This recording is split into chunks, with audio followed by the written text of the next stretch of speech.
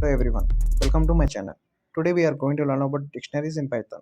Let's start our class. Dictionaries in Python are built-in data types used to store collections of key value pairs. They are highly efficient for retrieving values when the key is known. Key features. Key value pairs.